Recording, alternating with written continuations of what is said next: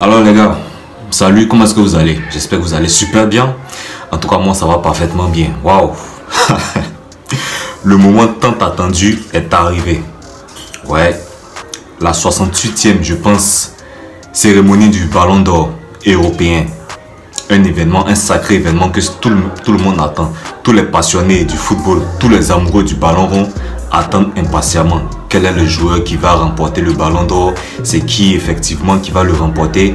Après avoir vu plusieurs photos, plusieurs sondages sur les différentes plateformes de façon virtuelle, le Ballon d'Or, la cérémonie du Ballon d'Or, le vainqueur enfin révélé avec les liens de part et d'autre, vraiment créant la curiosité dans la tête de tout un chacun ici. En tout cas, hier, je dirais que la cérémonie, en tout cas, d'autres disent, après avoir connu le vainqueur, ont affirmé que c'est, je dirais, la pire cérémonie de l'histoire. La pire cérémonie du Ballon d'Or de l'histoire. Parce que tout le monde s'attendait à l'attaquant du Real Madrid, l'attaquant brésilien, Vinicius Junior. Bon, on va pas se mentir, moi-même, je pensais que c'est lui qui allait gagner, mais bref, à ma grande surprise, ce fut le joueur de Manchester City, l'Espagnol, Rodri. Bref, le verdict est déjà tombé. On va critiquer on va parler, on ne sera pas d'accord, mais qu'est-ce qu'on peut faire? La décision est déjà prise. Donc ici, ça dépend de chacun.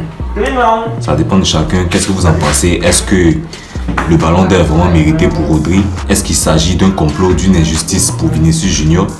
Tant bien même que Vinicius Junior ne joue pas dans mon club, parce que le Real Madrid, ce n'est pas mon club favori. Mais bon, bref, excusez ce bruit-là, voilà. Faut comprendre, les gens ici sont un peu fous, quoi.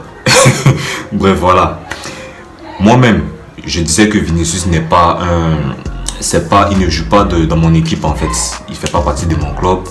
Mon équipe favorite, c'est le Bayern Munich. Mais là, il faut quand même être réaliste. Quand on prend les stats de Vinicius, surtout un joueur dont on sait qu'il vient de loin après avoir bataillé, travaillé dur dans son pays d'origine, son pays natal, et qui espère qu'il certainement vient d'une famille modeste, c'est vraiment scandaleux. Bref, ça c'était mon avis à moi. Je sais pas, qu'est-ce que vous en pensez? Selon vous, dites-moi en commentaire. Est-ce qu'il s'agit d'un complot, d'une injustice? Est-ce qu'il méritait vraiment le Ballon d'Or, mais ça ne lui a pas été accordé?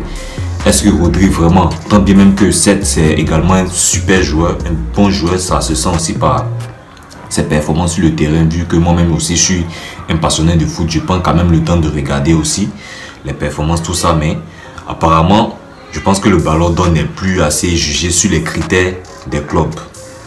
Voilà, quand on voit un joueur qui a certainement tout remporté, d'ailleurs même il y a eu ces cas légion là, lors du Covid avec l'attaquant barcelonais, l'attaquant de la Pologne, Robert Lewandowski, qui en 2020 avait fini meilleur buteur de la Bundesliga, meilleur buteur également de la Champions League, vainqueur de la Champions League évidemment, vainqueur aussi de la Bundesliga, vainqueur de la Super Coupe d'Allemagne.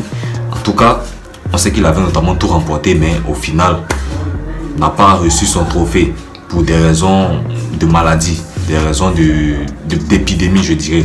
Quand on parle du Covid, voilà, c'est un peu ça. Mais aujourd'hui, avec toutes les choses qui sont devenues normales, on se rend compte que les performances individuelles, je dirais les performances collectives en équipe nationale comme en club, ne sont plus d'actualité selon moi. Bref, voilà, qu'est-ce que vous en pensez? Dites-moi. Et voilà, ici on parle de tout, comme je dis, cours de langue, actualité liée au football, développement personnel. Et voilà, peut-être dans une autre vidéo, on verra comment tirer des leçons par rapport à ça. Allez, à très vite. Ciao.